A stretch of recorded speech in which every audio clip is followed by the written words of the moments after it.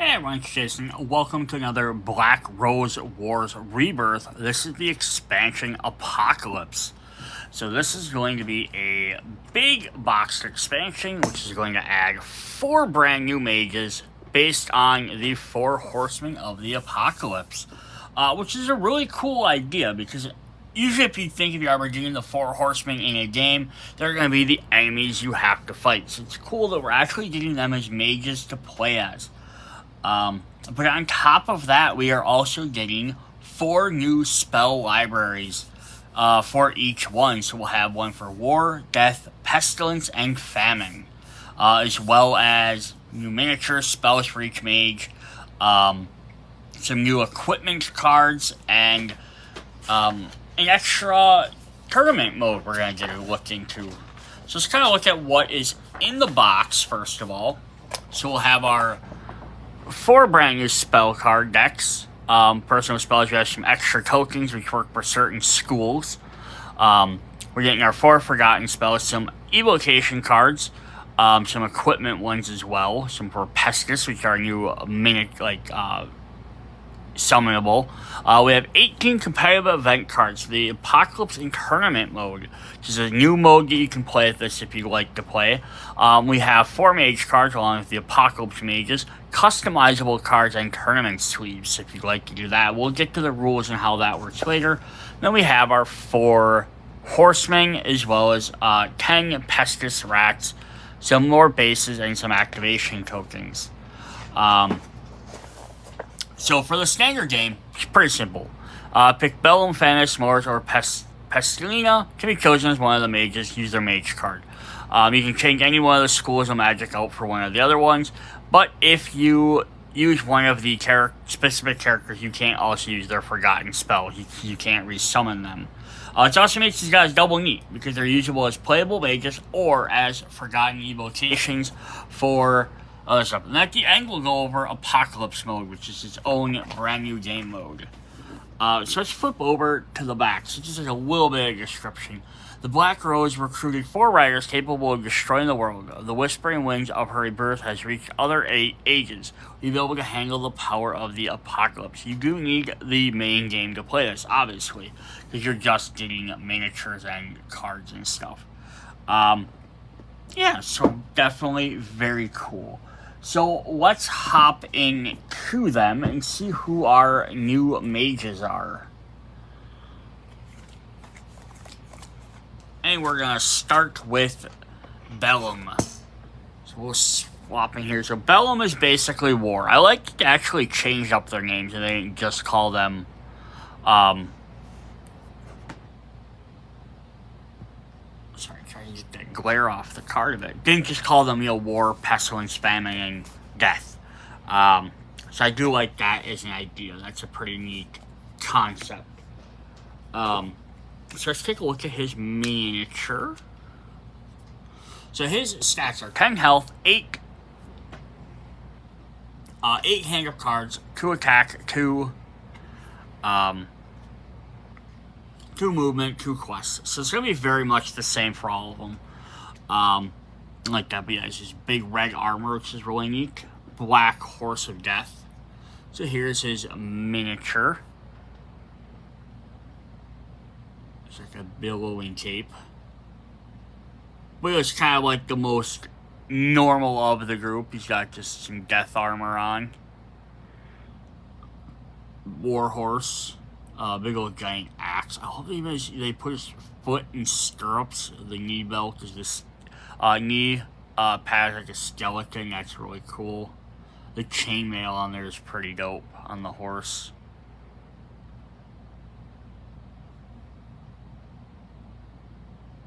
Yes, that's definitely cool there. Alright. Set him off to the side. Oh, I don't like that glare on there, sorry. It's the way my lighting's set up. Alright. Up next we have Mors, who is Death. She has 11 health, 7 hand, 2, 2, and 2. So she gains 1 health versus 1 less card. she's a very interesting miniature as well. So she's being carried by some skeletons. So again, rather than being like a very skeletally, like, Grim Reaper character, she instead is like a beautiful woman, like necromancer basically, who gets carried by some undead skeletons. I love that they're carrying this site, so she keeps that, but a little lantern and everything, which is really cool.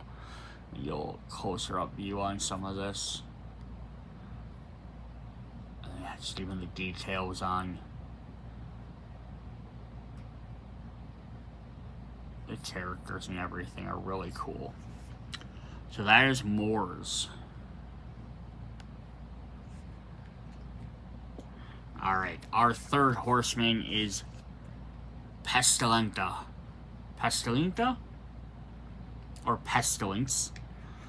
Only one that's a like very similar name. But yeah, she's Pestilence, of course, the disease. She's got a weird giant dog, and I love this. It's not just their horsemen is what their names are, but they don't always just ride horses. But she has a bow and arrow, like a ranged character. But she has like this diseased demon dog, like big giant hooks on his horns, fangs. Let me get focusing on her a little bit better. Yeah. Yeah, you can see a little bit more like disease-ridden. But still very interesting. And then we can look at her stats, where her stats in her card are the same as Bellum's. They're 10-8, 2, 2, and 2. And the last one is Fames or Famine, who has, again, the same as Deaths or Boars, 11, 7, 2, 2, 2. So they made all four of these. Again, they kind of mirror the core set for characters. I think the idea is because that way, they get us a lot of the retail expansions. They try to make everyone sort of bounce. Didn't make any, like, crazy weird stats too much. I think when we get into the Kickstarter expansion, they might change a little bit. But they also don't want to go too crazy.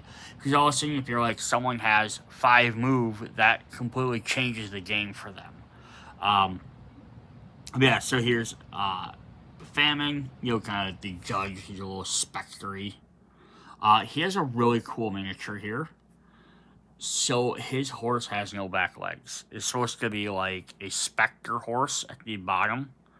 That's like a unicorn. He has like a horn in the front. I think it's part of the armor, though. But he's got some scales there that he's carrying. That's his weapon. He judges people. But yeah, just let's see if I maybe rotate this a little bit so you can see the bottom of the horse. It's you like some rib cage and stuff, and that's pretty crazy.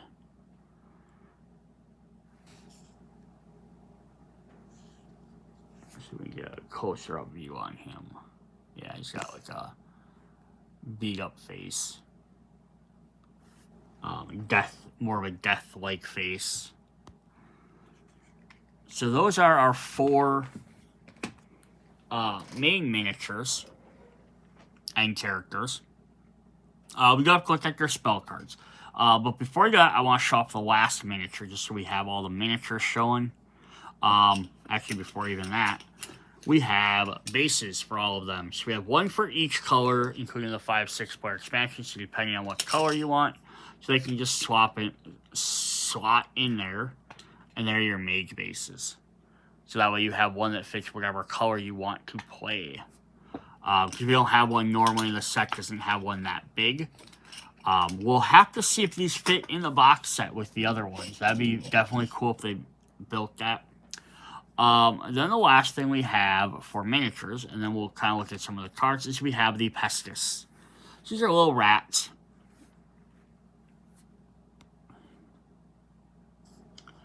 So you just get a little tiny rack on there, and then they have a spot for a cube. So on their card, it'll tell you how how it works and what it does. You put your cube on there to take control of it instead of using a slot and stuff. But I also like the fact it's just one little rat. As opposed to, like, usually whenever you have rats in games, they're always like giant swarms of rats. You get like a pile, like just a ton of them all roaming together. Let's see if I can get a closer look at him. Come on. There we go. Little tiny rat guy. There's some other rats. I think that's the idea of the base. It's supposed to be a bunch of little scurrying rats everywhere. So there is more than just the one. But, that's like a big giant rat that kind of like is leading all the little tiny baby rats. Like that one's on a skull. So, I mean, there's a bunch on there, but usually it's just like a swarm of rats, like all like together as like a massive heap. So that's a different way to do it, which is very neat. So very cool there. And we get 10 of those, so we have a bunch there. On the back of each of their cards, they do also have an extra thing for Apocalypse Mode, which we'll look at that when we talk about that. So before I jump into their spells, I want to look at the book here quick. Because it has a little bit of explanation. It talks about a little bit of the characters. So I want to look at each one of them. So the idea of what this is the Black Rose Room found each one of these different horsemen throughout the different time periods and turned them in. So we have Hannibal declared to challenge Rome because he knew he was a great leader. During his lifetime, to improve his strategic and martial skills, he turned use of magic. Once he was dead, the Black Rose chose him as her horseman of the apocalypse. He is now war. So this is a guy that was a Roman challenge against Rome. Out came another horse, bright red. Its rider was permitted to take peace from the earth, so that people should slay one another, and he was given a great sword. Except he uses an axe, but yeah, it's a neat idea. Then we have Pestilina. Hypatia was a great philosopher and one of the first great alchemists. She studied the great treaties and the tools of Mary the prophetess before they were destroyed. Killed by the crowd, she was chosen by the Black Rose as her champion of the apocalypse and became Pestilence. And I looked, and I behold, a huge hound, and its rider has a bow and a crown given to her, and she came conquering and to conquer. So it's kind of neat. She's on the crown, and then she's going to control the rats. We have the third one in here. So you can see a spectral horse there, which is kind of cool. Menephis unleashed the plagues in Egypt, a leader for many, famine for others. The Black Rose chose him to be one of her horsemen of the apocalypse, famine. And when the Lamb opened the third seal, I heard a third living creature say, "Come." And then I looked and saw a black horse. Its riders held in hand a pair of scales. It was kind of neat. So we had a Roman warrior. We had an Egyptian warrior. We had, I'm not sure specifically where she was from. But yes, from a different era. And then the last one we have is Rebecca was a flame burning a full life, but though like any fire, she was destined to die out. Through her enormous strength, she came into terms with the Black Rose. In a kind of immortality, she is now death. And when I looked and saw the pale green horse, its rider's name was Death. Inferno followed close behind. And they were giving authority over the fourth of the earth to kill by sword, by famine, by plague, and by the beasts of the earth. And there's a different picture of her. What's also neat about her is Rebecca is a character that had been in a bunch of the other stories from this game, the Nova Eactus Chronicles. She was also in the original Black Rose war game. And she was in one of the previous games, I think Nova Eactus, and then she was in Black Rose War. She became a necromancer, and then this one, years later, she became Death. So it's kind of a neat little extra story there. Cool. So let's go ahead and hop in and look at our Mage personal spell cards. Alright, so I'm going to grab their names because I'm going to keep forgetting. For Bellum, we have Carnage. This is a combat spell that targets mage. Summon equipment of your choice. Move up to 1. You may perform an attack against a model there. So we are going to get a bunch of new equipment cards, which is really fun. There are also equipment cards in the Dreadforge set as well. So if you pick up that, then you get some extra options there. So it's kind of a neat thing. Of course, like all the mages, they usually work well with whatever spell book they came with. So each one of these, obviously, Bellum will work well with War. Wars will work with Death, so on and so forth. His other one is placing instability and inflict 2 damage. Traps and protection spells do not trigger due to this effect. Nice. It's just a very simple ability. Alright, for Moors, or Death, we have Consuming Soul, combat target. And you are special. Inflict 1 damage to each mage for each destiny assigned to them. So the destinies are going to be, each one of these are going to reference keywords from their spells, or from their spell books. So we'll look at them when we get to those spell books quick. So she's going to do some destiny things. And then we have obtain 1 trophy from the target, or if the target has at least 3 destinies assigned to it, defeat the target. Cool. So we'll come and go a little bit more context with those when we get to the spell books here in just a moment. For Pestilina, we have Calamity. Summon a Pestis, which are rats. A Pestis activates under your control. So even if you don't use her spellbook, she can still summon them. Or assign 2 infect deal to the target, inflict 2 damage. And then our last one is our Famine, or Fames, who has Arakanista. Targets a mage, inflict damage, and convert 1. Or feed 1, inflict 2 damage, and convert 2. So we'll see what the feed ability does. And then on this side, he has Starve 2. In each 2 spaces from the target, place 2 instability. So he's going to have a special ability as well. And we'll come back and look at them. Alright, so let's go ahead right away and, let's look at our forgotten spells. We got those here. We have Denutrition. So this one says, gain 2 rows, or each mage loses 3 rows. We flip to the other side, we have Summon Fames. He activates and loses, each mage loses 1 rose. So this is how we get to summon our different evocations for these guys. Epic Finale, inflict 4 damage to each model in the 1 room from the target. Or inflict 2 damage, place 2 instability, summon Bellum, and he activates. We have Requiem. Remove each non-forgotten evocation, yours included, in the lodge. Place each other's mage in their cell. Gain 2 rows for each male in their cell, max to a 5. And then we have Convert 2 health, inflict 2, and summon more. She activates. And then our 4th one is Violent Epidemic. Place 5 instability. Each mage in the target room loses 2 points. Or we have place 2 instability, summon Pestilina, and she activates. Awesome. So now let's look at their cards quick for Bellum. Kind of need to get the full artwork here too if you want to see a little bit better picture of them. So Bellum is a demon and a forgotten.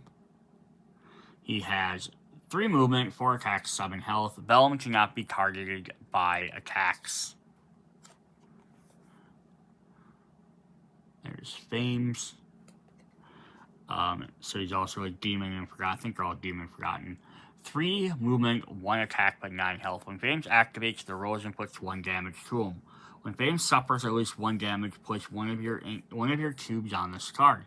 Fames has +1 attack for each cube on this card. So basically, every time he activates, he's just going to get stronger until he eventually dies. He's balancing out his health with his damage, is the idea there. And then we have Moors. It says, when Moors defeats a mage, you obtain 1 additional trophy of that mage. When Moors is defeated, Add the Forgotten Requiem to your hand, regardless of where it is located. Ooh, interesting. Then she has 3, 4, and 2. So a little bit more even stats. And then finally we have Pestilina, who has, when the opposing mage gains 2 or more points, that mage gains -1 of those instead. So 4, 1 attack, and 7 health. Awesome. So those are our different guys there. Okay, so let's hop into some decks. So we're going to start with War. We're going to go back out. Which War, and probably maybe move this up a little bit. War has Domination and Tyranny as its special abilities. Or special Grim Roars to start with. So if we flip to the other side, so some spells in the school allow you to summon special evocations with the equipment archetype. Equipments follow these rules. An equipment can be targeted as though if it was an evocation from the mage who owns it. The equipment with the no room slot ignores all damage inflicted by effects that target a room. So you have to attack the character personally or the evocation personally. An equipment cannot have upgrades assigned to it. A mage cannot own more than one equipment of the same name. Some spells in the school have effects that with a restore keyword.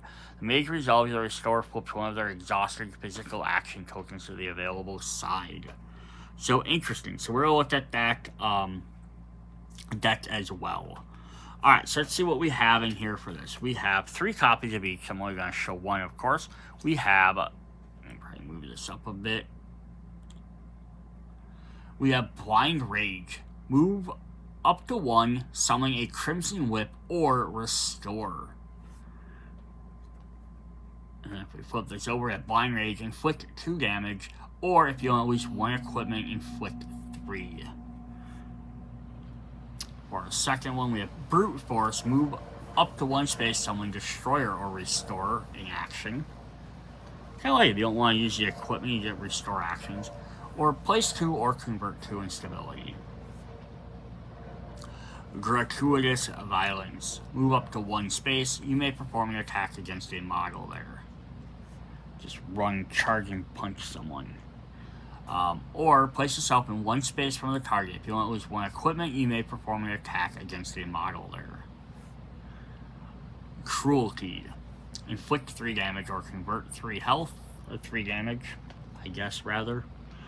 Or inflict 2 and then persistent, inflict 1 to the target each time they enter a room. Slicing. Move up to 1 space, summon a Sanguine, or restore an action. And opposite side, be inflict 1 damage, inflict 1 for each. Inflict 1 damage to each 1 room from the target. Kinda neat, so twice it hits multiple rooms. Immolation, convert 2 instability. If you own at least 1 equipment, place 1 instability. And then you remove 1 of your evocations. If you do, gain 2 points. Sacrificing for some points, it's not bad. Winner's Chariot. Move up to 1 space. Move up to 1 space. Inflict 1 damage to a room and 0. Move 1 space and move another damage. So get a little bit of charging and then ram someone. And then everyone in the room then move to another room. And then ram them again. That's kind of a fun mechanic. Alright, the other side's same thing except you're placing instability. Move 1, placing instability. Move 1, placing instability. Overwhelm, summon Cloak of Rage, or restore an action. Inflict 3 damage, inflict 2 damage to 1 model different from the target. Bloodline, summon Trophy Belt. Move 1, move 1. Or you lose 1 point, choose an evocation with a value of 3 or less health from the evocation deck and summon it. Retaliation. Another mage inflicts damage to you. Ignore up to 3 damage on yourself. You may perform an attack against a mage. You may perform another attack against a mage. Nice. So you hit me, I'm just going to turn around and punch you in the face twice. Cool. Or another mage inflicts damage. You target the mage, ignore 3 damage on yourself, and then convert to 2. the final duel. Another mage has placed at least one instability. Target that mage, place yourself in one space from the target. You may perform an attack against a model from yourself. Or on the other side, we have a mage has placed at least one instability. Target that mage, place yourself one space, and then convert to 2. And then our final one is field maneuvers. Place 2 instability, remove 1 event. If you do, gain a rose. And then the opposite side is the first 2 quests from the current moon deck. Draw one of those cards and discard the other, gain a rose. Fun. So like lots of stuff is just about doing little things about placing some instabilities or converting stuff, but a lot of stuff is just about summoning that equipment. Alright, so let's go ahead and take a look at that equipment so we can see what that does. There are 3 copies of each. So we have Crimson Whip. Again, these are treated as evocations. They have a health, so someone can target them to try and get rid of them. They do take up slots in your evocation slot, so you can't have multiple equipment and multiple evocations out. You perform the following. Fleshing out, a physical action. Move up to 1. You may perform an attack against one model. If you do, inflict 1 damage to a model other than the previous one. So we whipped 2 different people. We can summon the Destroyer, which is an axe. You perform the following slashing physical action. Move up to 1 space, move to 1 space, placing instability, then placing instability in 1 room other than the room you're in. The Destroyer is rebuilding the room, which is kind of funny. We have Cloak of Rage. You can perform the following action. Assault, physical action. Move up to 1 space. You may perform an attack against a model with +1 attack. We have Trophy Belt, which has you can't attack it by the room. When a mage is placed in their cell, including yourself, place 1 of your trophies on this card. When there are 3 or more trophies on this card, discard them. If you do, remove Trophy Belt and gain 3.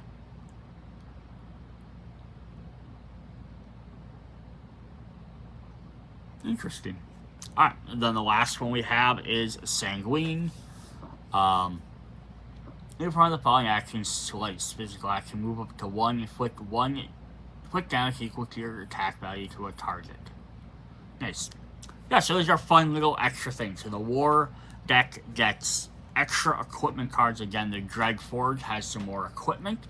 So if you ever need to summon some more, you can always pick that up, and it gives you other options for the ones that just say, like, if you have equipment or summoning. So if you combine that with the Forge deck and the War deck, you can actually have a bunch of equipment playing around. So that's really neat. Alright, then we're going to look at our next one.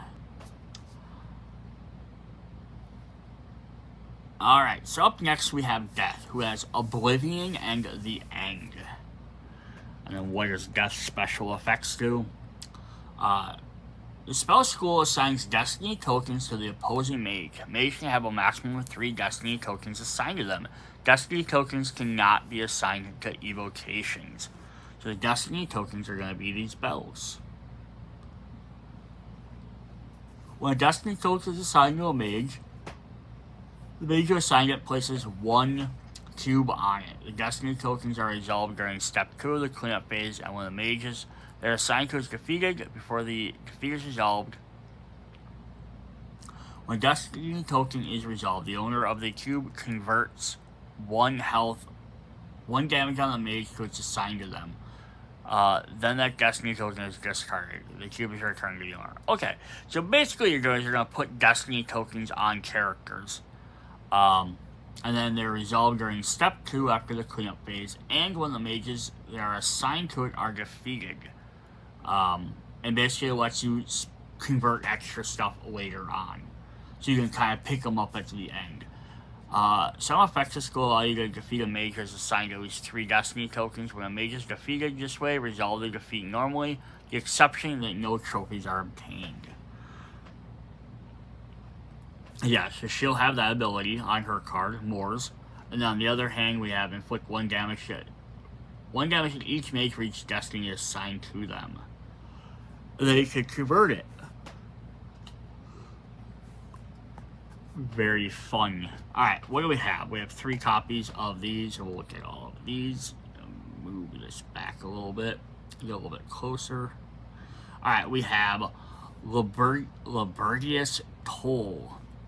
Inflict damage to each one mage 1 room from the target. Assign 1 destiny token to each mage 1 target from the room. And we have convert 2 damage to each mage with at least 1 destiny assigned. So it's all about just taking that damage that's already there and just making it hers. It's going to be a very interesting mechanic. Lethal Touch. Probably Lethal Touch because there's no A in there. Assign 1 destiny token to each mage from the room. 1 space from room. Heal 1 damage on yourself for each destiny assigned as to the effect. I like the symbol too. It's like the scythe, but there's like an angel wing.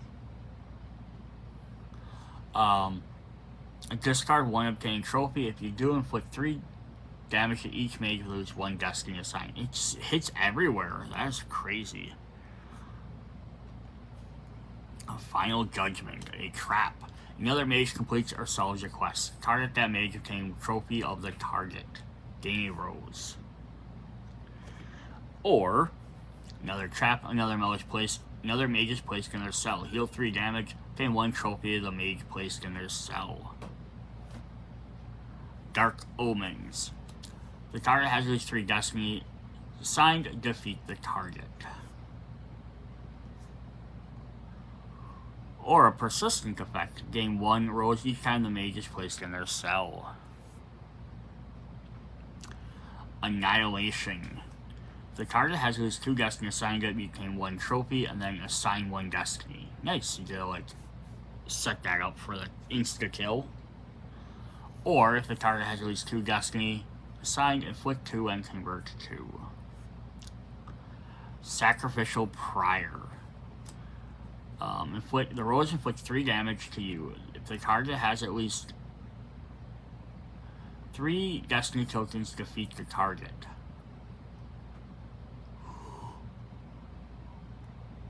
Interesting. We have another card that lets you defeat if they have 3, so why would you want to play one that also inflicts damage to you? Odd. Inflict 2 damage. You may discard 1 obtained trophy if you do inflict 2 damage. Tearing. Assign 1 destiny. If the target removes one of their evocations, you lose a heart value of 3 or less. On the other side, we have assign 1 destiny, inflict 2, and convert 1. Bone Shield. A non-forgotten spell targets you or you're about to suffer its effect. Target the mage who casts the spell. Ignore the effect of the spell, convert 1, and inflict 2 damage. On the other side, we have a model inflicts damage. Do place 2 instability or convert 2 instability. Despair. Another mage solves a quest. Target that mage, assign 1 destiny, gain a power point. Or another mage inflicts damage. Target the mage, engage one of their target one of their trophies.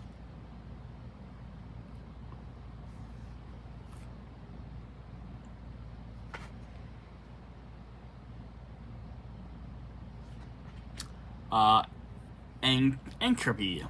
Trap. Another mage places the last instability room. Target that room and convert 1. So basically all you do is maybe might be able to possibly just sneak in an extra point for it. Or another mage inflicts the last damage to the opposing mage. Target the mage who has suffered the damage assigned to destiny. Oh, so I might give him that 3rd one right away. That's fun. Then let you then convert and get points for it. Martyrdom. You may discard 1 obtained trophy if you do inflict 3 damage to anywhere. Or discard 1 obtained trophy if you do convert 2, or discard 1 obtained trophy to convert 1. Nice. The reason for saving all these up. And then the last spell in here is Repentance. Another mage inflicts damage to you. ignore 1 damage, obtain a trophy of the mage who inflicted the damage to you. Or on the other side, we have an evocation inflicts damage to target evocation. The activation of the target ends. Target activation activates under your control. Oh, nice. So they hit you and you're like, well, okay, now you're working for me. That's fun.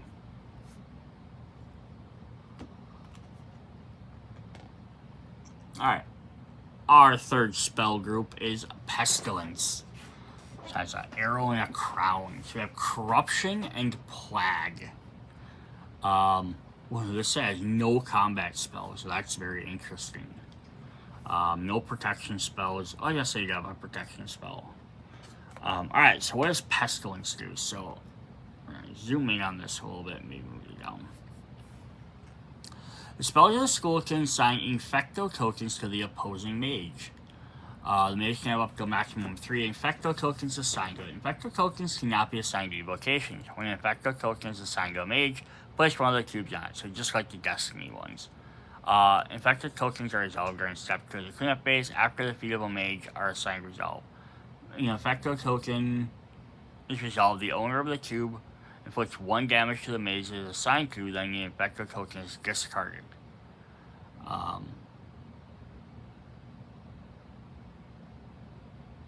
Okay. So yeah, basically, so the other one converted damage. This one just inflicts more damage. And there's the Infecto tokens. Switch with like a boiling rash on someone's arm. Spells of the school can also summon Pestis. Pestis follows these rules. When it is summoned, one of the owner's cubes must be placed on its model. When it's defeated, remove the cube, and the model is placed in its owner's reserve. No upgrades can be assigned to a Pestis, and the values of a Pestis cannot be changed anyway. So yeah, here will be our little Pestis guy again. So if you summon them, you put a cube on their little thing to denote that you're controlling them. Very interesting. And we'll learn more about them when we look at their cards.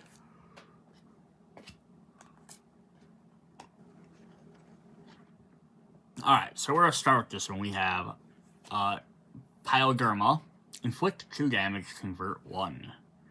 Or, if we flip it over, we have Inflict 2, assign 1 Infecto token, move the target up to 1 space. Proliferate. Inflict 1 damage for each Pestis in a 1 room from the target. Max up to 3 damage. On the other hand, targeted Pestis inflict 2 damage to a room 1 space from the target. Summon a Pestis in that room from the target. The Infected Colony. Summon a Pestis, place 2 instability. Or move a target Pestis. We do assign 2 Infecto tokens to a mage 1 space from the target. Aggravate. Assign 1 Infecto to each mage. And inflict 3 damage. If the target has these 3 Infecto assigned, they lose 1 point.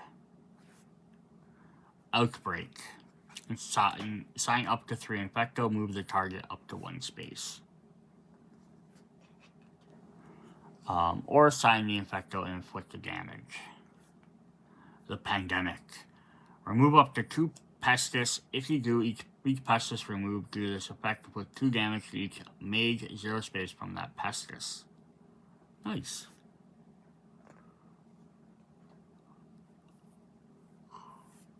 So using your little Pestis rats to spread your infections around. Summon a Pestis. You may move an evocation with a value of 3 from a target room that it is in. We have our protection spell, Ulcer. Another mage inflicts damage to you.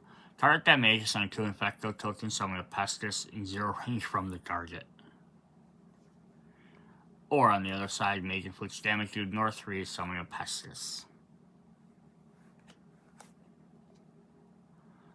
Edemia. Convert 2, and then summon a Pestis. It activates under your control. Or on the other hand, we're going to summon a Pestis, place 1 cube. Putrid Lair. Summon a Pestis, summon a Pestis. A Pestis activates under your control. This is going to be a lot of summoning Pestises. Remove the target Pestis. If you do, place 2 instability in a room target from that room. Contaminate. Assign 1 Infecto. Move up to the target 1 space. Assign 1 Infecto to each other. Age is in the same space as the target. Nice, so you kind of like spread it. That's fun. And then assign 1 Infecto. If the target has at least 3 Infecto, assign to steal 1 rose. High Fever. Place 2 instability and assign an Infecto. Or place 2 instability. Convert 1 instability for each Infecto assigned to the Mage in the target room. And then the last one we have is Purchescence. It's a trap card. So another Mage inflicts damage. Target that Mage, inflict 2 damage and assign an Infecto to the target. Move up to 1 space. Or, on the other hand, we have another Mage suffers their last damage. Target the room which the Mage is in. Place 2 is summon a Pestis. Cool. Alright, so now we're going to go ahead and look at our Pestis. So we do have 10 miniatures, but we don't get 10 cards. Instead, we get 6. We get 1 for each player. Because they don't go into your evocation slot, they don't take up a spot, so you don't have to have that. They just kind of sit off to the side. Which will tell us right here in the rules, hopefully. So Pestis are also beast types. If anything affects a beast, it'll affect them as well. This card does not occupy an evocation slot and represents each Pestis under your control. If a Pestis evocations do not count towards the limit of evocations you can own. When it performs an attack, assign 1 Infecto to the target. After it performs the attack, remove the Pestis. Oh, okay. So that's why you're summoning so many of them, because if they're going to basically come in, bite someone, and then leave. When it's defeated or removed before remove its model from the lodge, choose 1. Assign 1 Infecto to the target, or place 1 instability in that room. Interesting. So yeah, they have 1 movement, 1 health, so they just take damage. And whenever they do damage, they just assign more Infecto tokens, which then, end of the round is going to deal damage to them. Did it say that they were removed? Yes, and then the infection token is discarded. So, you have a bunch of stuff that you're going to be summoning, casting Infecto on people. Or you're going to be signing the rats to run around and do that for you. So that's the whole idea of this pestilence deck is just basically poisoning people. So yeah, so if we look at our Pestilina card, says assign 2 Infecto to the target. So that's what that's going to do. Or we have summon 2 Pestises. So that's what her different abilities do for her. Alright, then our last spell group. Or library, however you want to call it. Is Famine. So we have Maramus and Catastrophe. And what does Famine do? So we can kind of zoom in on this a bit. We have Starve N. N is just representative of whatever number it would be. So when a mage resolves an effect with the Starve keyword, targeting a room or a mage, each mage in the room places themselves excluded, or the target mage places N on their board of their cubes on the let me restart that. Each mage in the room, or the target mage, places any of their cubes from their reserve on the event board in a slot with the slot for the cube of the Black Rose. Up to 10 of the single mage can be placed in that slot. The cube of the mage cannot be placed on the event board, cannot be used by the owner. Oh, so it's starving you by taking away your power. So as you get hit with this, it's pulling your cubes off the board, shoving them on the event board, and then you don't have access to them. Feed, the effect indicated after this keyword, is always an alternative to the normal spell effect. You can be resolved instead of the normal effect only if the target has at least N on the cube on the event board. For the effect preceded by the feed, keyword is resolved. The target takes any of their cubes from the event board and places them in their reserve. Okay, so basically you're going to starve someone to pull theirs away, and then you can use this feed effect by giving them back. Interesting. So yeah, if we look at his spell here, he has starve 2 for each 2 spaces away from the target. So you can take two tokens or cubes away from everybody. On his other side, he has inflict 1 and convert 1. Or, if you feed once, you give them one of their tokens back. You can inflict 2 damage or convert 2. So basically, just feeding them gives them back their tokens after you starve them. But you gotta do some more damage for it. Interesting. Alright, so let's see what we have. We have Gluttony to start with.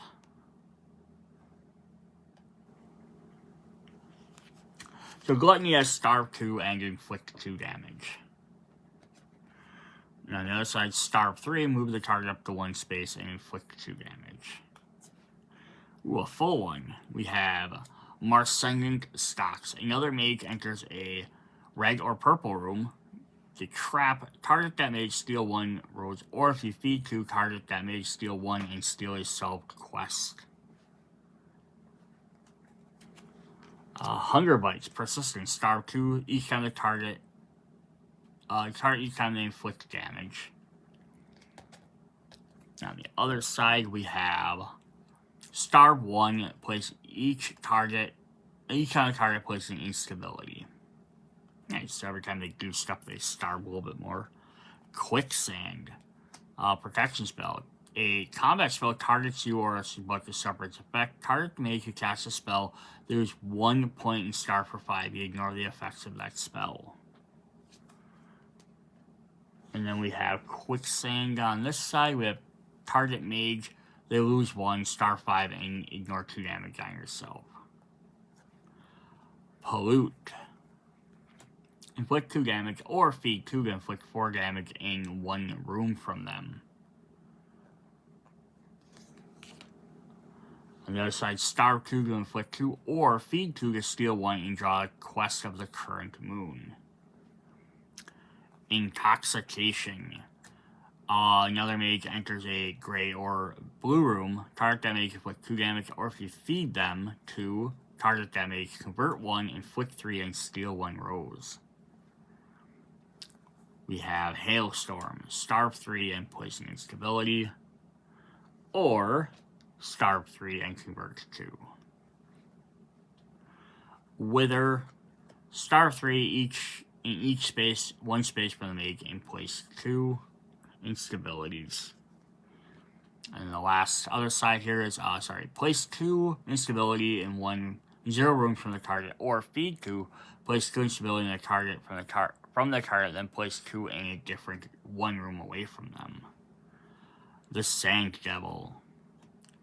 Inflict 2 damage, place 2 instability in the target, or feed 2, inflict 3 damage, place 2 instability in 2 rooms from the target. I love these aura effects.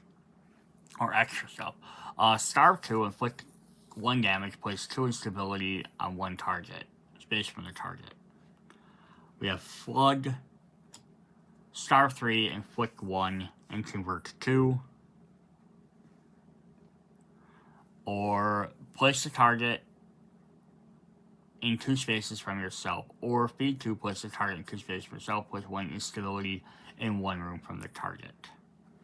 Rotten. So we have our extra trap. I figured we'd have 1 more trap that has the other 2 colors. Yellow and green. Target that mage, inflict 2 damage and convert 2. Or feed 1, inflict 3 damage, place 3 instability in 0 space from the target. And our final card is Acid Rain. Move up to 1 space, move the target 1 space, or feed 1, steal 1 rose, place the target anywhere.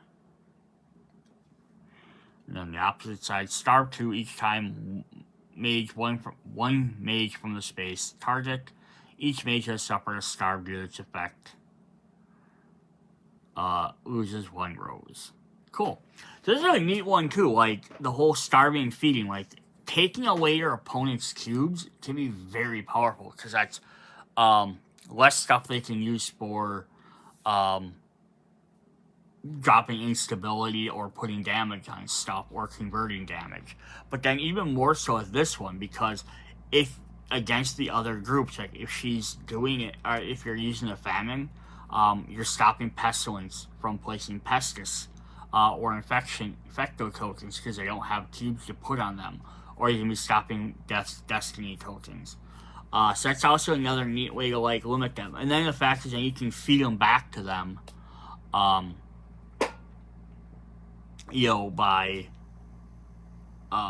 by doing extra damage or extra effects is really cool too. So it's got that neat little back and forth mechanic of it. So it doesn't penalize you really too much either way. But there's only 10. I think you have 30 cubes. So it's not like they're ever gonna just run you dry and be like, now you can't do anything. But that's definitely fun.